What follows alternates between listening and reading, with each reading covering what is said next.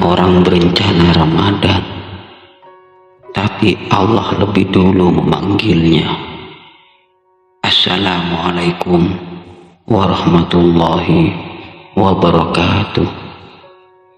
Sahabat beriman yang dirahmati Allah, sebuah kalimat yang sering kita dengar tapi jarang kita renungkan. Ajal itu rahasia ilahi, disembunyikan waktu kedatangannya agar kita selalu bersiap sedia. Kita sering menyusun jadwal mingguan, merencanakan liburan tahun depan, bahkan melihat kalender untuk menyambut bulan suci Ramadan yang akan datang. Namun saudaraku, pernahkah kita berpikir bahwa mungkin saja sebelum rencana-rencana itu terwujud, nama kita sudah lebih dulu dipanggil pulang oleh Sang Pencipta? Ya Allah, kisah-kisah sedih tentang kepergian mendadak, saat sedang tertawa, saat sedang bekerja, bahkan saat sedang tidur, adalah tamparan lembut dari langit agar kita berhenti menunda-nunda amal. Kita hidup di dunia ini seolah-olah waktu kita tak terbatas, padahal setiap detak jantung adalah hitungan mundur menuju perjumpaan abadi. Maka mari kita tanyakan pada diri sendiri, sudah siapkah kita jika tiket kepulangan itu dicabut hari ini juga? Kita harus memastikan bahwa hati dan amal kita selalu dalam mode siaga penuh. Coba kita bayangkan sejenak, pagi ini kita mungkin sedang menikmati kopi atau bergegas menuju ke kantor, sama seperti hari-hari biasa. Tetapi jika detik ini adalah detik terakhir kita, apa kiranya amal penutup yang sedang kita lakukan? Apakah kita sedang berzikir atau justru sedang mengumpat? Apakah kita sedang menebar senyum ikhlas atau sedang menipu dalam transaksi bisnis? Ajal tidak memberi kita kesempatan untuk mengulangan. Ia datang notifikasi tanpa warning satupun, persis seperti pencuri yang masuk ke rumah tanpa permisi. Sungguh, kesiapan menghadapi kematian bukanlah perkara tua atau muda, sehat atau sakit, melainkan perkara hati yang selalu terhubung dengannya. Kita takut pada kematian karena kita merasa bekal kita masih terlalu sedikit, padahal ketakutan itu seharusnya menjadi motivasi terbesar untuk bersegera memanen amal kebaikan. Jadikan setiap tarikan nafas sebagai peluang terakhir kita berbuat baik. Ya Allah biha, Ya Allah biha, Ya Allah bi husnul khatimah. Pertanyaan yang paling mendalam adalah, apa amal terakhir kita? Apakah kita ingin dikenal sebagai hamba yang mati dalam keadaan sujud, atau hamba yang pergi saat sedang asik dengan kelalaian dunia? Rasulullah Shallallahu Alaihi bersabda, sesungguhnya setiap amalan itu tergantung pada penutupannya. Kalimat ini, sahabat sekalian, harusnya menjadi cambuk bagi jiwa yang sedang terlena. Kita tidak bisa memesan mati saat sedang sholat, tetapi kita wajib memastikan bahwa setiap waktu kita diisi dengan persiapan untuk kemungkinan itu.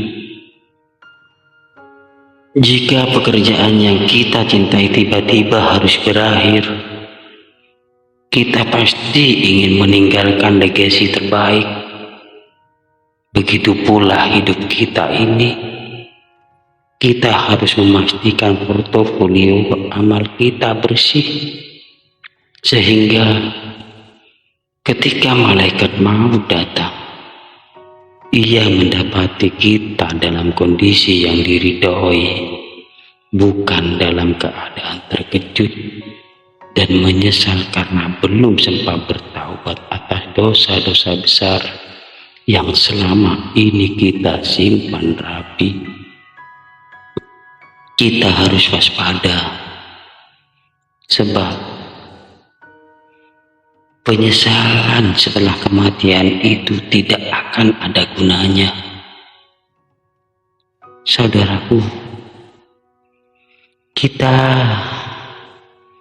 jika kita ingin mendapatkan jaminan husnul khotimah, maka perbaikanlah fondasi keislaman kita. Sholat adalah tiang agama, dan ia adalah amalan pertama yang akan dihisab di hari penutupan kelak. Jika sholat kita baik, insya Allah seluruh amal lainnya akan mengikuti kebaikan tersebut. Coba kita introspeksi diri. Apakah kita sholat hanya sebagai rutinitas 5 kali sehari yang dilakukan terburu-buru? Ataukah kita menjadikannya sebagai pertemuan rahasia yang kita rindukan dengan Allah Subhanahu wa Ta'ala? Ketika kita sujud, sadarilah bahwa jarak kita dengan surga dan neraka hanya sejauh dahi yang menyentuh lantai. Jangan biarkan sholat kita bolong atau dilakukan dengan hati yang lalai. Anggaplah setiap sholat yang kita tunaikan adalah sholat perpisahan, sholat terakhir kita di dunia ini, agar kekhusyuan itu benar-benar hadir dan menjadi bekal terbaik saat kain kafan sudah disiapkan. Jika tiang ini rapuh, bagaimana bangunan amal kita bisa berdiri kokoh menghadapi guncangan di alam kubur? Kualitas sholat bukan hanya diukur dari gerakan fisik yang sempurna, tetapi dari kehadiran hati yang utuh di hadapan Rabbul Alamin. Kita sering mendengar adzan, namun menunda-nunda panggilan itu karena kesibukan yang seolah tak ada habisnya. Padahal Allah telah menjamin akan mengganti waktu yang kita luangkan untuknya. Penundaan sholat adalah pintu gerbang menuju kelalaian yang lebih besar.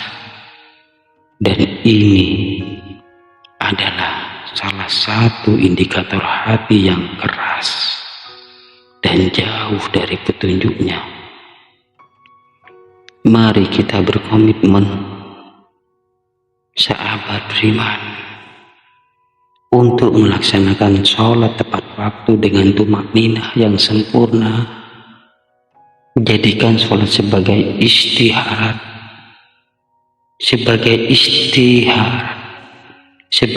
istirahat sejati dari hiruk pikuk dunia, tempat kita mencurahkan segala keluh kesah dan memohon perlindungannya. Karena jika kita mati, yang tersisa hanyalah rekaman sujud-sujud kita yang penuh harap. Jangan sampai kita menyesal di alam kubur, memohon dikembalikan ke dunia hanya untuk memperbaiki 2 rakaat sholat duha yang pernah kita lupakan karena terlalu sibuk mengejar fata morgana harta. Selain sholat, ada satu beban dunia yang nampaknya bisa menahan ruh kita di alam barzah, yaitu hutang. Saudaraku, masalah hutang ini tidak sepele. Bahkan seseorang yang mati syahid, orang yang gugur dalam membela agama Allah pun, jika ia masih memilih hutang yang belum terbayar, ruhnya akan tertahan hingga hutang tersebut dilunasi. Betapa takutnya kita mungkin punya uang untuk membeli ponsel terbaru atau sepatu mewah, tapi menunda-nunda pembayaran hutang kepada seseorang muslim, bahkan saudara pun itu sendiri. Ini adalah kezaliman yang harus segera kita perbaiki dengan penuh rasa tanggung jawab. Jika kita mampu melunasi semuanya, setidaknya buatlah perencanaan yang jelas, bersikap jujur, dan bertekad kuat untuk membayar. Datangi kreditor kita, jelaskan kondisi kita dengan santun, dan memohonlah kelonggaran sambil terus berdoa agar Allah melapangkan rezeki. Jangan sampai kita menghadap Allah dengan membawa beban hak orang lain yang belum tertunaikan, karena hak adami, hak sesama manusia hanya bisa diampuni oleh pemiliknya.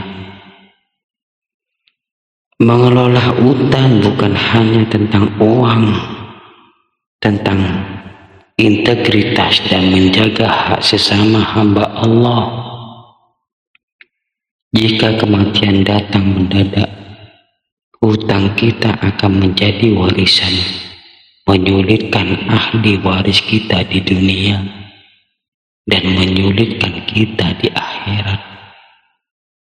Oleh karena itu, penting sekali untuk mencatat semua hutang piutang dengan rinci dan memberitahu ahli waris tentang kewajiban-kewajiban tersebut agar mereka dapat segera melunasinya setelah kita tiada, demi kelegaan kita di alam kubur.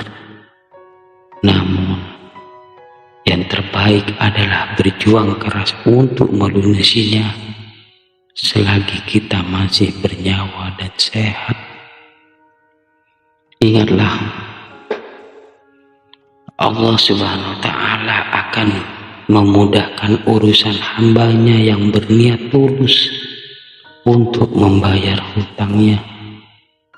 Niat tulus inilah yang membedakan antara orang yang mati sebagai penipu karena sengaja menunda bayar tanpa niat, dengan orang yang mati sebagai pejuang karena sedang berikhtiar keras melunasi. Jangan meremehkan janji, karena Setiap janji adalah hutang moral yang harus dipertanggungjawabkan. Selanjutnya, mari kita bersihkan hati kita dari dendam dan kebencian. Maafkanlah orang lain dan mintalah maaf kepada mereka yang pernah kita zalimi. Kita tidak pernah tahu apakah malam ini kita masih bisa bertemu dengan matahari esok. Tidurlah setiap malam dengan hati yang damai, seolah-olah dosa kepada semua manusia sudah terampuni. Meminta maaf mungkin terasa berat, saudaraku, karena ego kita seringkali menjulang tinggi, dibisiki syaitan agar gengsi kita tidak runtuh. Namun, ingatlah bahwa memaafkan adalah salah satu pintu menuju kemuliaan di sisi Allah, dan ia adalah syarat mutlak untuk kedamaian abadi. Jika kita mati sementara hati kita masih menyimpan bara permusuhan, maka di hadapan Allah Subhanahu wa Ta'ala kelak kita akan dihadapkan dengan tuntutan hak adami yang sangat sulit untuk diselesaikan. Bahkan bisa jadi pahala kita diambil untuk membayarnya. Jangan tunggu lebaran, jangan tunggu sakit keras. Segera angkat telepon atau datangi mereka dan selesaikan semua urusan hati sebelum nafas terhenti. Sahabat beriman, nasihat tentang azal ini bukanlah untuk menakut-nakuti, melainkan untuk menyayangi diri kita sendiri. Jadikan hari ini sebagai hari penentuan. Setelah konten ini selesai, segera ambil langkah nyata. Jangan menunda walau sedikit pun. Pertama, perbaiki sholat. Pastikan ia adalah sholat terbaik Anda. Dilakukan dengan khusyuk seolah-olah Anda melihat Allah. Kedua, catat dan hubungi pihak yang meminjam uang kepada Anda dan buatlah janji pembayaran yang jujur dan realistis. Ketiga, pikirkan siapa saja yang mungkin pernah terluka oleh lisan atau tindakan kita dan kirimkan pesan maaf yang tulus, walau hanya melalui doa. Jika bertemu langsung sulit dilakukan. Kehidupan kita adalah momentum. Jangan biarkan kita menyesali di alam kubur karena menunda perbaikan yang seharusnya bisa dilakukan hari ini. Waktu adalah pedang. Jika kita tidak menggunakannya untuk kebaikan, ia akan menebas peluang kita menuju kebahagiaan sejati di sisi ilahi yang kita rindukan. Saudaraku, mari kita jadikan renungan ini sebagai pengingat kolektif yang menghidupkan jiwa. Jika konten ini ringan dan menyentuh hati Anda dan mengingatkan kita akan rapuhnya hidup ini, mohon bantu untuk menyebarkan kebaikan ini agar lebih banyak jiwa terselamatkan dari kelalaian. Jangan lupa tinggalkan komentar di bawah ini. Ceritakan ikhtiar perbaikan apa yang Anda mulai hari ini terkait sholat, hutang, atau permohonan maaf. Dan kita saling mendoakan, ya Rabb, ya Allah, jadikanlah setiap langkah kaki kami sebagai jalan menuju ridho-Mu. Jadikan amal terakhir kami adalah amal terbaik. Wafatkanlah kami dalam keadaan husnul khotimah saat kami sedang beribadah atau berbuat baik. Jagalah lisan dan hati kami dari hal-hal yang dapat membinasakan kami di akhirat. Amin. Amin ya Rabbal Alamin. Semoga kita semua berkumpul di jannahnya kelak bersama Rasulullah Sallallahu Alaihi Wasallam. Wassalamualaikum warahmatullahi wabarakatuh. Ya Allah biha, ya Allah biha, ya Allah bihusnul khatimah, ya Allah biha, ya Allah biha, ya Allah bihusnul khatimah.